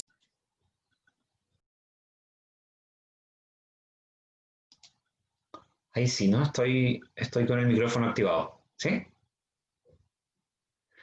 Sí, gracias por la pregunta, César. Sí, mira, yo no es que dude de que el sorteo puede dar lugar a órganos deliberativos que funcionen bien, sino más bien mi punto es una respuesta a una crítica que yo diría que ha sido la primera crítica que ha surgido en la literatura. La literatura sobre sorteos reciente se inicia en el año 98 con un libro de Josh Manin, que es un profesor francés que fue el primero que escribió sobre esto en los tiempos modernos. Y a partir de allí entonces se ha iniciado toda una corriente literaria que trata sobre el sorteo, y la primera crítica que surge es que el sorteo nos llevaría a peores decisiones que las decisiones que toman órganos electos, ¿no? Porque obviamente la elección se basa en un modelo de competencia y por lo tanto quizás, bueno, esto está muy influido por la visión schumpeteriana de la democracia. La democracia funciona un poco como funciona el mercado, donde entonces los electores seleccionan al mejor oferente, y ese mejor oferente obviamente está relacionado con las competencias epistémicas, técnicas que posean, ¿no? con el conocimiento, y eso no se consigue con el sorteo, porque evidentemente no podemos controlar ese factor en una selección de autoridades por sorteo. Yo creo que este argumento es falso, ¿ya? Yo creo que es falso. Empíricamente está demostrado que, y esto sí yo creo que digamos, la gente que ha estado investigando sobre el tema ha podido mostrar bien cómo los órganos sorteados no son ni mejores ni peores que los órganos electos, y yo entonces desde ese punto de vista mi argumento es una invitación a la confianza, porque así como los órganos electos yerran, los órganos sorteados también pueden errar, y no son ni mejores ni peores que los órganos electos. Los órganos electos normalmente funcionan con equipos de asesores, digamos, bastante complejos y completos, ¿no? En cualquier país del mundo un parlamento funciona con equipos de asesores, ya sean institucionales o también personales, y entonces lo que principalmente, ¿no? Toda esta corriente de la escuela de Stanford que han estado trabajando en esto han mostrado, yo creo claramente, el último libro de ellos muestra cómo cuando a la gente se le da las herramientas para deliberar, cuando se les proporcionan asesorías, cuando se les informa, cuando se les pone todos los insumos, son capaces de hacerlo tan bien como lo podrían hacer los políticos profesionales. Eh, yo también soy, digamos, al menos veo con simpatía la cuestión que tú planteas, César, en el sentido de que evidentemente también la posibilidad de tener gente real, ¿no? Gente que viva el mundo real, pues también puede ser una ventaja desde ese punto de vista. Ahora no estoy tan confiado si eso necesariamente es una cuestión digamos, de que nos lleva necesariamente a mejores decisiones. O sea, si lo pudiésemos poner como en una balanza, ¿cuál es el criterio para legitimar, para otorgar legitimidad a los órganos democráticos? Tendríamos dos polos, ¿no? Por una parte sería veritas, y es el criterio que uno podría esperar de un órgano técnico, y autoritas. Y yo creo que con el sorteo ganamos mucho en autoritas y no perdemos en veritas. Esa es digamos, mi posición al respecto. Muchas gracias, Felipe. Bueno, voy a apagar mi cámara para que no se corte la señal. Eh, bueno, mi opinión al respecto, estimado profesor César Vallejo, es que yo creo que habían ciertas precondiciones, ¿no?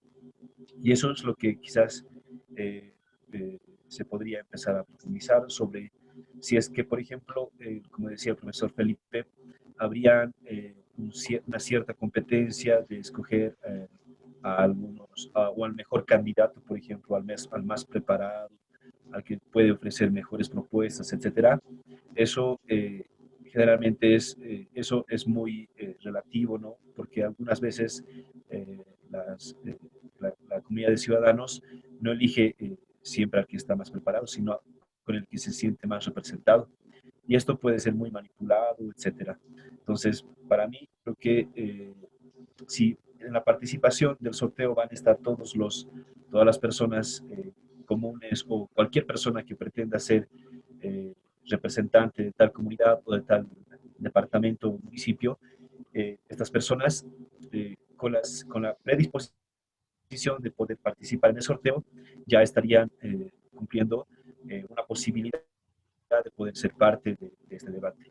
Pero que esto, según lo que yo entiendo, no perjudicaría la deliberación, pero que sin embargo estaría muy enlazada con el problema que ha señalado el profesor Felipe, es el tema de la legitimidad.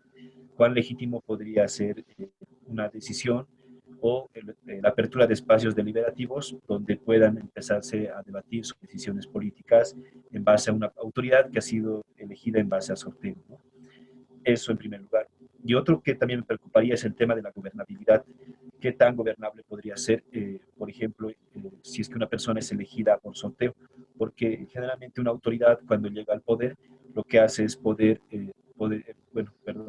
lo que hace es poder entablar relaciones políticas y empiezan a poder entablar ciertos condicionantes o negociaciones con autoridades políticas superiores o hasta incluso de menor rango, lo que hace de que la gobernabilidad por sorteo podría tener ciertos déficits, porque puede que salga alguien que no es de su partido político, por ejemplo, sino que o es de otra línea de ideología política que no es la misma que del presidente, por ejemplo, y la del gobernador o del alcalde puede ser muy diferente la línea política, una línea más liberal, etcétera, y la otra parte una línea más social, etcétera, ¿no? Entonces estas líneas, por la misma propuesta política que puede tener cada candidato, cada autoridad elegida por sorteo, puede variar. Por lo tanto, la gobernabilidad puede hacerse un poco déficit. Pero que sin embargo, yo estoy muy de acuerdo en los 5 argumentos que usted mencionaba, profesor Vallejo, porque de alguna otra forma esto garantizaría una cierta neutralidad, ¿no? Pero lo que me preocuparía es la aceptación por parte de la ciudadanía, cuán aceptable podría ser esta gobernabilidad por una autoridad que es elegida por sorteo. Muchas gracias. Muchas gracias. Yo quiero hacer una última pregunta y ya proceder a leer algunas de las preguntas del público, que en cual creo que están relacionadas de alguna manera con estas. Pero, ¿cuál creen ustedes que sea la principal talanquera de la propuesta del sorteo?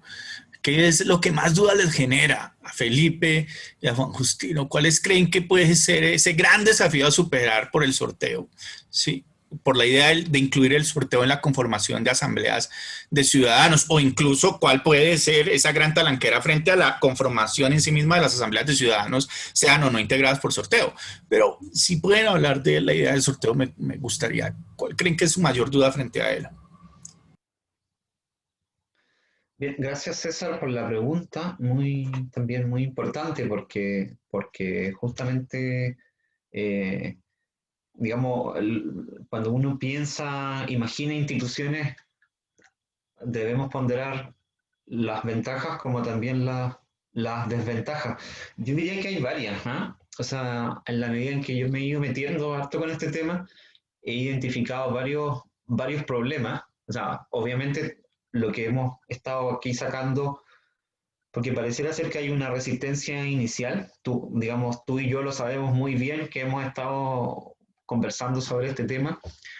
Cuando uno le plantea esto a alguien por primera vez, la reacción normalmente es como, déjense hablar locuras, ¿no? Eso pareciera ser y entonces uno, después cuando ya la conversación va avanzando, pues la gente dice, miren, en realidad no es tan descabellado, tan tirado de las mechas, como se dice aquí en Chile, no es tan descabellado esta idea. Eh, y hay gente que, digamos, la ha tomado con mucho entusiasmo y yo diría, yo me considero un optimista moderado en esto. Creo que las ventajas, muchas de las cuales tú has explicado de una manera muy elocuente, son reales, son importantes, como para pensar en que deberíamos considerar esta posibilidad como un elemento en el diseño institucional de la democracia, pero también, digamos, estas palanqueras, no conocía esta palabra, me gusta mucho, digamos, ir compartiendo con gente de todo el continente y uno ir aprendiendo cosas. A veces las palabras son muy similares y uno descubre cuando simplemente va compartiendo. Eh, sí que hay cuestiones que son problemáticas. Yo aquí simplemente quisiera plantear tres, ¿no? De las que a mí me parecen las más relevantes. Una de ellas la dijo Juan Justino. Ese es uno de los grandes flancos de debate, la estabilidad. El gran defensor, hoy en día quizás uno de los grandes defensores de las elecciones es Adam Przeworski, que es un profesor polaco que ustedes lo deben conocer, trabaja, enseña en Estados Unidos, y justamente él plantea este argumento, digamos, las elecciones y los partidos políticos, que son los principales actores que, que permiten las elecciones, la gran virtud que tienen. No obstante, podemos consensuar más o menos de que hay problemas de legitimidad en ello, es que proporcionan estabilidad al sistema. Y pensar en el sorteo como único mecanismo de selección de autoridades no nos asegura, o al menos es una opción menos competitiva desde el punto de vista de la estabilidad. Juan Justino lo ha puesto en palabras súper claras, ¿no? Normalmente, y eso se ve mucho más, o sea, se acrecienta en sistemas políticos, por ejemplo, en sistemas políticos parlamentarios, donde la necesidad de llegar a acuerdos es muy importante. También hay que considerar que el sorteo uno lo puede pensar en distintas modalidades, en distintas etapas del proceso deliberativo. Entonces, estamos pensando como en un órgano completamente sorteado y que tenga las facultades plenas para elaborar políticas públicas y normas legislativas. Entonces, esa es una primera cuestión. El segundo problema que yo veo, y eso digamos está muy poco tratado, yo por eso destacaba el trabajo de la profesora Selemín, profesora de la Universidad de los Andes de Colombia, que es digamos de los pocos trabajos que yo he visto que pone el énfasis en la cuestión de que pareciera ser que en la medida en que la representación supone la gestión de intereses ajenos, debemos pensar siempre en una democracia representativa, en un mecanismo para exigir una rendición de cuentas de las personas que están ejerciendo ese trabajo, que es un trabajo que se ejerce interpósita persona, que es un trabajo delegado. Y el sorteo es difícil pensar, yo no se me ocurre una manera, digamos, efectiva en la que el sorteo puede contemplar un mecanismo de rendición de cuentas. Claro, las elecciones en sí mismas son un mecanismo de rendición de cuentas, porque en la medida entonces en que ese sector o ese partido no cumple bien su trabajo, pues votamos por otra opción en la elección siguiente. Lo que se ha pensado allí es como simplemente pensar en sorteos para etapas muy específicas o para actos muy específicos, de forma tal de evitar que, digamos que si tenemos mala suerte, que sorteamos a alguien que no lo hace bien, pues pueda permanecer largo tiempo. Pero creo que es otro de los flancos del sorteo que nos llevan a pensar en que no es la solución, por cierto, a todos los problemas, pero que sí uno podría considerar este elemento. Y hay un tercer punto que también me preocupa por estos días, yo estoy intentando también allí introducirme, qué es lo que se ha dicho, es que el sorteo compite con otros mecanismos de representación descriptiva, simbólica. O sea, yo creo que, por ejemplo, las cuotas son mecanismos que tienen un componente simbólico importante, pero también tienen un componente descriptivo, ¿no? O sea, toda esta idea de la política de la presencia que ha informado el diseño de cuotas por género, por origen étnico en Brasil, por origen socioeconómico. Y, y en este sentido el sorteo es una opción, es el second best, ¿no? Porque si yo pertenezco a una minoría y me aseguran un escaño, por ejemplo, lo estamos viendo ahora a propósito del debate constituyente, pues voy a preferir que me aseguren el escaño y no ir al sorteo, porque en el sorteo puedo perder. Entonces, en ese sentido también el sorteo tiene otros competidores digamos, en el terreno de mecanismos que lo que buscan es asegurar que quien esté allí se parezca en la medida de lo posible al elector.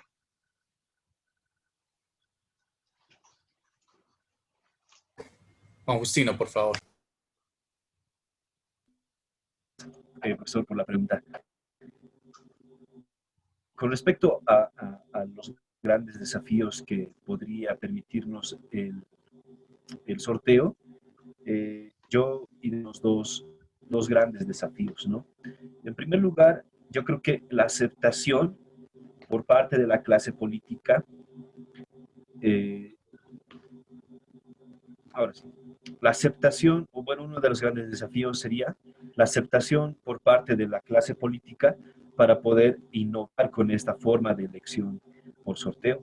Porque generalmente lo que hacen es de que una persona tiene pretensiones o intereses personales, se postula a un cargo público porque lo ve como una inversión el hecho de poder ser el candidato y ser autoridad, porque a través de eso saca muchos beneficios, etcétera. Entonces, la misma clase política se podría ver perjudicada con esta iniciativa del sorteo, porque no siempre la suerte va a estar de su lado. Por lo tanto, no siempre los candidatos van a ser de su línea política, etcétera. Entonces, me parece que habría ahí una suerte de un quiebre del sistema político de los partidos políticos. Por lo tanto, daría paso a una cierta transición de una pugna, ¿no? de intereses, de lucha. Por lo tanto, esa transición fuertemente inclinada por los intereses o por la aceptación de la clase política en esta forma de elección por sorteo. Por lo tanto, sería un gran reto por parte de la misma ciudadanía y de la misma clase política el hecho de poder hacer de que sus autoridades sean elegidas por sorteo. Por lo tanto, esto está fuertemente relacionado con el tema de la legitimidad y el tema de las autoridades por sorteo. Entonces, me parece que es un gran reto para la misma clase política el hecho de poder aceptar esta forma de elección por sorteo. Y por otra parte, lo que me preocuparía son los grandes corporaciones y poderes económicos que generalmente siempre están de un candidato a un puesto político, ¿no? Entonces, estas grandes corporaciones y poderes económicos que de alguna otra forma condicionan a un candidato a poder generar cierta política o cierta decisión política a su favor, a sus intereses, por lo que esto generaría un cierto quiebre de elecciones por sorteo. Entonces, me parece que es un gran desafío poder romper con este sistema de las grandes corporaciones y poderes económicos que estarían detrás del sillón presidencial, del sillón de los senadores y diputados, etcétera. Entonces, esto sería un gran desafío con la elección de las elecciones por. Bueno, muchas gracias. Voy a proceder con unas dos preguntas del público.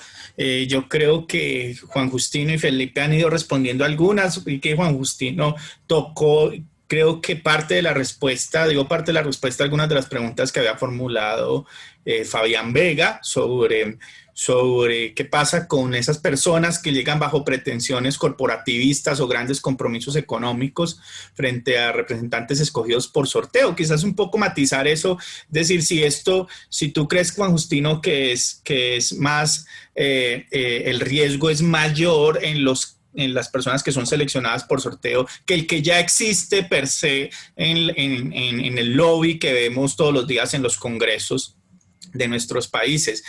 Y nos pregunta también Ángela Mireya Gómez, nos pregunta sobre el papel de los partidos y la crisis de la democracia. Y yo quisiera matizar esta pregunta con esto, porque con el sorteo evidentemente habría una consecuencia, y es que desaparecerían los partidos políticos, ¿sí? Porque ¿para qué partidos políticos si no hay que lanzarse a candidaturas políticas? ¿Qué pasa con eso? ¿Qué pasaría con los partidos políticos? ¿Sí? Y si les interesa también tocar el tema de manera transversal, Luis Guillermo Palacios nos pregunta sobre esto, creo que ya lo había señalado Felipe, pero pues quizás si quiere ahondar un poquito más sobre de qué manera mejora la representación y la diversidad en un órgano constituyente que sus integrantes sean seleccionados por sorteo. Entonces, si quieres empezar, Felipe, y ya con eso damos cierre a nuestra mesa. ¿Con las dos preguntas, tú dices, o la última? Como quiera, las dos, las que quiera responder. Voy a dirigirme, dado que estamos, quizás eso puede abordarlo Juan Justino después. Bien interesante la pregunta de Luis Palacios, porque uno también puede pensar el sorteo, cómo localizarlo en distintos ámbitos decisionales del Estado. Y yo diría que hay básicamente tres niveles en los que podemos pensar el sorteo o la inclusión de órganos total o parcialmente sorteados. Uno es el de la participación en materia de procedimientos administrativos. Estoy pensando en el caso chileno en la ley 20.500, en el caso colombiano en la ley 134 del año 94, si no me equivoco, ¿no? Es la ley de participación ciudadana que tienen en Colombia. Entonces, allí ha habido todo un desarrollo de mecanismos que lo que buscan es justamente dotar a los procedimientos administrativos de mayor legitimidad, audiencias públicas, diálogos participativos, todo un conjunto de medidas. Yo creo que esas medidas han sido bastante ineficientes, al menos aquí en Chile. Nada de eso ha resultado muy bien y creo que en ese sentido mini publics sorteados mini publics como planteaba Juan Justino, y yo creo que mini publics sorteados podría ser un gran avance en esa materia. La segunda tiene que ver justamente con la elaboración de las leyes, ¿no? Con la participación en el proceso legislativo, y ahí podemos también pensar en distintas opciones. Podemos pensar en mini publics sorteados que, por ejemplo, planteen propuestas de ley o que puedan participar del debate, o incluso podemos pensar en órganos parcialmente sorteados, ¿no? Por ejemplo, hay algunas propuestas que, por ejemplo, para justificar la bicameralidad del Parlamento, que sea un órgano o una cámara, una de las cámaras sorteadas y la otra electa, y así entonces se complementan los dos principios. Y el tercer ámbito tiene que ver con la reforma constitucional. Evidentemente, digamos, en un momento constituyente es donde más importa la legitimidad, donde importan menos otras cosas, ¿no? Hablábamos, por ejemplo, a propósito de la ecuación entre estabilidad versus legitimidad, y esa es una ecuación que puede preocupar, al menos a mí me preocupa más en el funcionamiento ordinario de un parlamento, pero en un momento constitucional o constituyente donde estamos justamente inventando el futuro, es donde esas preocupaciones, a mi juicio, desaparecen. Y es aquí donde a mí me parece que los órganos sorteados pueden tener una importancia vital, o al menos parcialmente sorteados. El caso que tú planteabas al comienzo es súper interesante, es el caso irlandés. Ellos reformaron su constitución en el año 2012 y lo hicieron sobre la base de un órgano parcialmente sorteado. La Asamblea Constituyente Irlandesa, no islandesa, porque en Islandia también hay un experimento muy interesante que es una constitución hecha casi a través de crowdfunding, pero esa es otra historia que también es interesante. Pero en el caso irlandés, ellos en el 2012 hicieron esta Asamblea Constituyente, estaba compuesta por 99 miembros, y de esos 2/3 eran sorteados. 1/3 provenía del Parlamento, fueron electos por los propios parlamentarios. Y fíjense ustedes que la experiencia les gustó tanto que dejaron este órgano permanente. O sea, ahora la Asamblea Ciudadana está compuesta por 99 personas, pero con la modificación de que está compuesta totalmente por miembros sorteados. Y lo que hacen ellos no funcionan como mini public, sino que lo que hacen es propuestas que se saltan en el Parlamento y lo plebiscitan, lo someten al referéndum. Y de esa forma, digamos, es increíble la adhesión que tiene en estos momentos en Irlanda la Asamblea de Ciudadanos, y a través de esta vía han podido modificar cuestiones que durante mucho tiempo la sociedad irlandesa intentó cambiar y que chocaban con la oposición de los partidos más conservadores, como por ejemplo el matrimonio igualitario o la legislación en materia de aborto, que era súper restrictiva, y eso lo cambiaron hace un par de años, justamente debido a propuestas de la Asamblea, que provenían de esta Asamblea Ciudadana. Y la contrapartida de esto justamente es el caso chileno, creo yo, porque el caso chileno es bien interesante cómo el mismo debate se ha producido, pero off the record, cuando antes de comenzar la transmisión, hablábamos con César de que cuando, ustedes saben, en Chile estamos ahora viviendo en un proceso constituyente, en 2 semanas más tenemos un referéndum en el que vamos a decidir si nos quedamos con esta constitución que viene de la dictadura o la sustituimos por una nueva, completamente elaborada en democracia. Y cuando esto sucedió, porque obviamente tuvo como causa una grave crisis política y social, y entonces hubo que dar una respuesta rápida para poder solucionar esa crisis. Y allí se planteó la idea de, bueno, al menos pensar en el sorteo como un elemento para la Asamblea Constituyente, como el tema se tenía que resolver en 2 semanas, más o menos. Ese fue el tiempo que había para resolver. La idea no fue acogida. Entonces la Asamblea Constituyente va a ser una asamblea completamente electa, si es que obviamente gana el plebiscito la opción apruebo el día 25 de octubre, pero toda la discusión, fíjense ustedes, toda la discusión que ha venido después de ese momento tiene que ver con cómo hacer esta asamblea verdaderamente representativa, porque hemos adquirido la convicción de que si nos quedamos solamente con la elección, la asamblea va a estar constituida y la constitución va a ser hecha por los partidos políticos, que son los que están justamente en el centro de la polémica y de la crítica.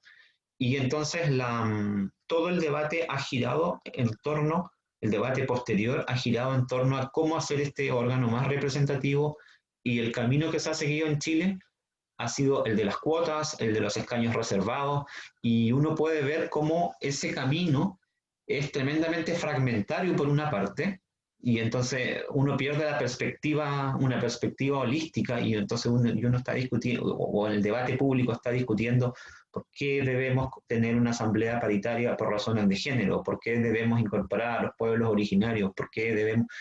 Y tiene un segundo problema, creo yo, que solamente llegan a formar parte de esta asamblea los grupos que tienen capacidad de negociación, ¿no? Hoy en día, por ejemplo, yo creo que muy afortunadamente las demandas de género tienen una gran fuerza para poder plantearse públicamente.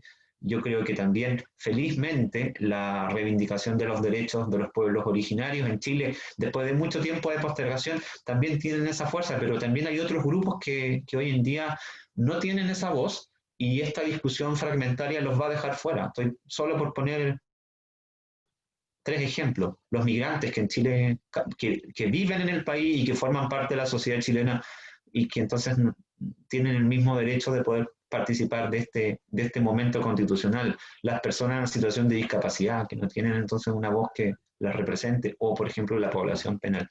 Entonces con esto termino. Yo creo que digamos, la búsqueda de la legitimidad, en el caso chileno, yo tengo la impresión, tengo la intuición de que se habría podido solucionar de una manera un tanto distinta, de haber pensado al menos en el sorteo como uno de los elementos que ayudan a temperar esta idea de que la Asamblea Constituyente iba a ser cooptada nuevamente por los partidos políticos.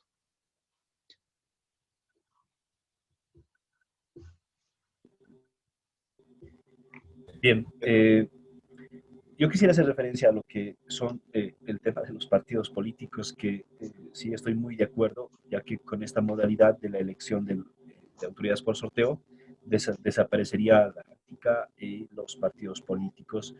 Por ende, ya no serían necesarios, ¿no?, representar, o ser parte de un partido político. Por lo tanto, esta elección sería libre y donde todos los ciudadanos, cualquiera sea su posición, podría estar dentro de quienes van a ser parte del sorteo. Entonces, sí, en eso estoy muy de acuerdo, solo que sí me llega siempre, bueno, la duda sobre la aceptación de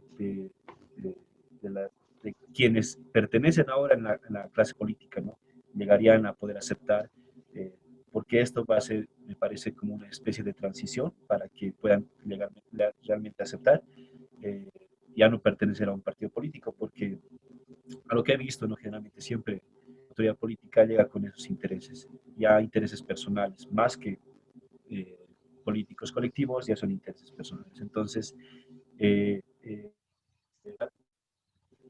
yo creo que hay más beneficios de poder optar por una elección de autoridades por sorteo, más aspectos que podrían beneficiar, ya que dentro del debate que se ha presentado, de los argumentos para el debate del sorteo, yo creo que uno de los temas trascendentales es el tema también económico, ¿no?, porque realmente abarcaría los costos de esta forma de elección, porque, como decía usted, profesor Vallejo, el costo de elegir un candidato por elección tradicional es un costo realmente alto, altísimo, y peor si es que esta va a ser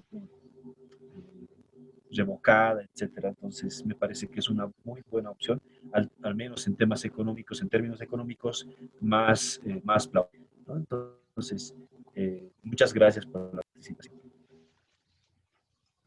Bueno, yo quiero agradecerles a todas, a todos los participantes, a todas las personas que asistieron como público.